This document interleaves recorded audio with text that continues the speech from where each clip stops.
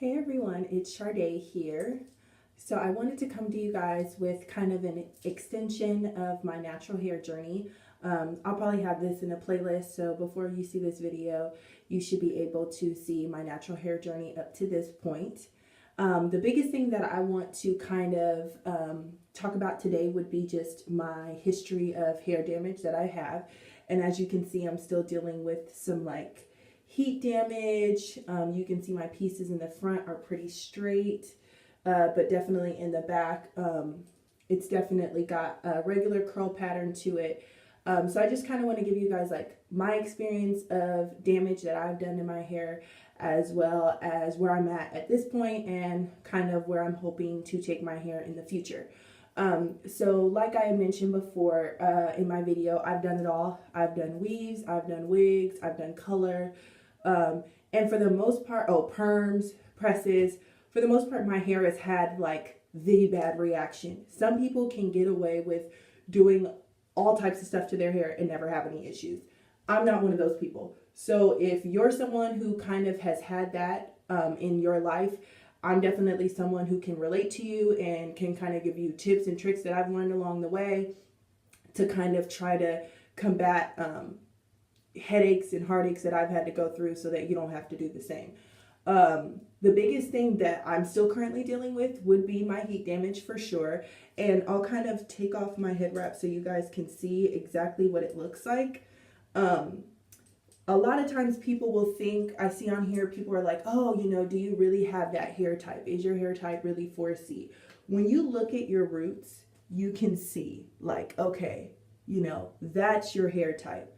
This kind of pattern that it turns into after years of it being straightened, or whatever you're doing to process your hair, or whatever you're doing to manipulate your hair, it will have a tendency to change your curl pattern, right? But then this is when it's gone too far. This is when you start getting into heat damage. These front parts here is when it starts getting into heat damage. And these are even still somewhat curled because I had them in Bantu knots. But if you see the back of my hair, you can more so see at the roots, the real curl pattern. So that's something you want to keep in mind, that depending on what you do to your hair, there is a likely chance that it is going to change the pattern somewhat in some way. So I haven't done any protein treatments. I've heard about those, that those can really help improve heat damage or kind of correct it. I did recently start using the AG Hair Cosmetics Keratin Repair. And I definitely noticed somewhat of a difference. As you see, it's still straight. But again, this is years of heat. So the fact that maybe 2-3 times using this isn't going to take my hair back to this point. So that's something that you can keep in mind as well. Some people stay away from heat altogether. I haven't gotten to that point. I'm just going to be honest. Matter of fact, I'm getting ready to go get my hair done now.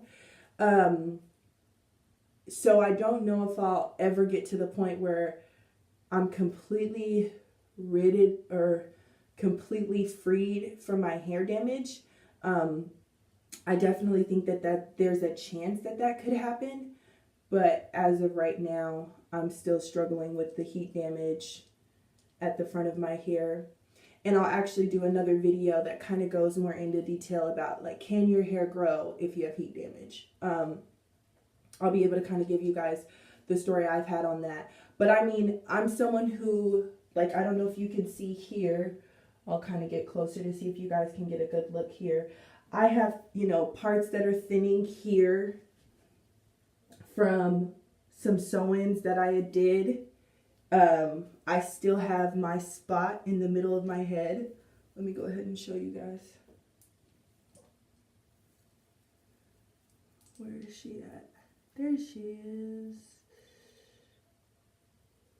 Oh yeah, you can see her really clearly. So I still have that spot right in the center of my head from when I had a wig that was too small. Let's see, what other stuff? For the most part, that's the stuff that's remained. in regards to the damage that I've done to my hair, which isn't that bad when you think about all the damage that I've really done. The best advice that I can give to someone who's starting off or who's natural, or anyone just in regards to your hair, you want to educate yourself, because for so long you can just rely on what other people tell you, which growing up, I'm sure I wasn't the only person who's like, oh, our hair doesn't deal well with water. I was afraid to use water, and now that's like the number one thing that I'm constantly always putting on my hair. And especially living in the dry climate that I live in Arizona, like, it's a lifesaver. And you have to moisturize your hair, and like, you really won't even know the state of your hair until it's properly moisturized. So I'll also do a video on that, because I think I was doing the max hydration method without even knowing it, because I was co-washing my hair almost every single day. So I was constantly moisturizing my hair, and it really did make a difference.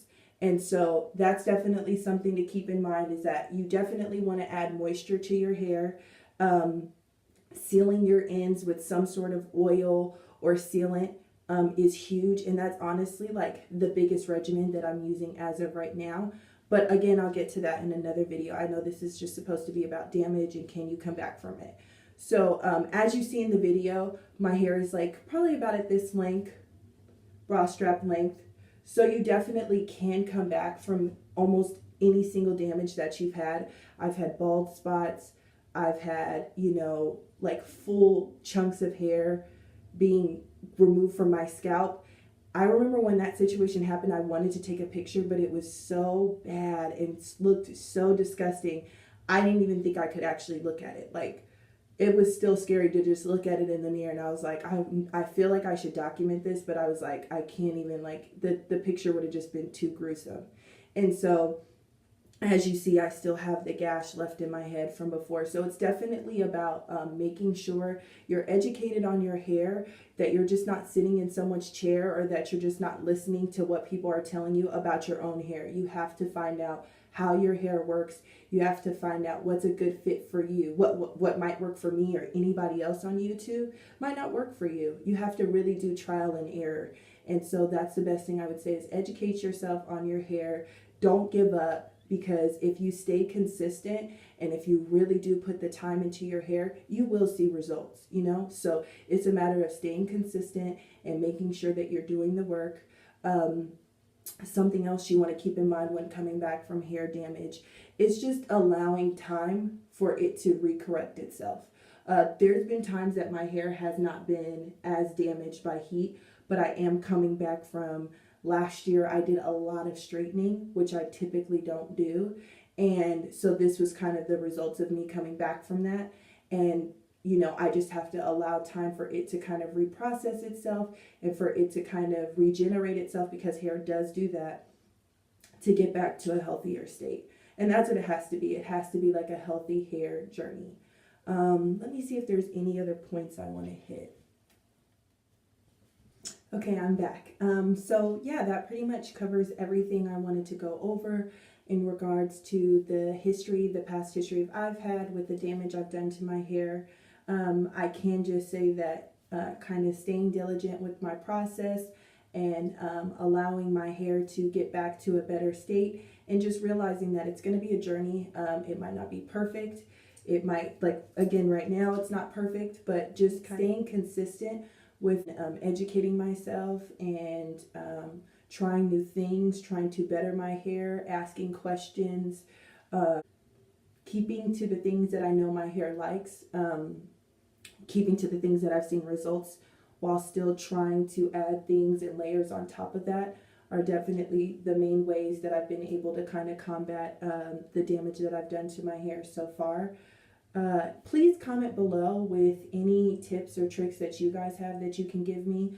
Like I said, I definitely want to look into the protein treatments when it comes to heat damage, and any other tips that you guys could give me as well. I definitely know you have to stay up on your trims, because a lot of times with heat damage, you're just going to have to cut the hair off.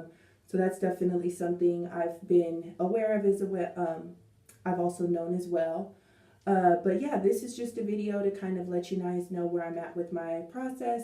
so that you guys can stay diligent with yours, and that you guys can know that if you haven't gotten to this point in your hair journey, that even if you are, making mistakes, or if you have setbacks, you can still at least get to where I'm at with my hair journey if you kind of are sticking to it and staying diligent.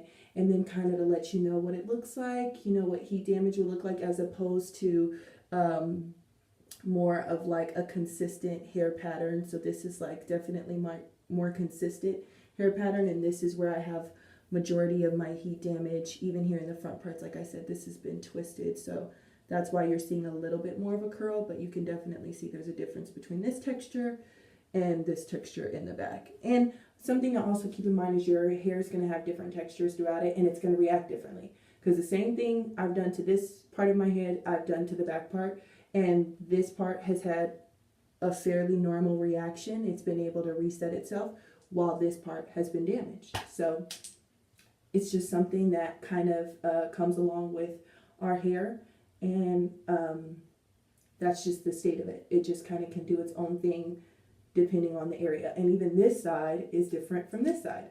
So it's definitely a journey, definitely something that you have to put time into, and you have to kind of do your research on, trial and error, definitely. But again, comment below with any tips and tricks that you guys have, or any questions you have. I'll try to answer them the best way I know how. Again, I'm no expert, but I'll just tell you from the experiences that I've had. I want to thank you guys so much for watching, and I hope you have a blessed day. Bye-bye.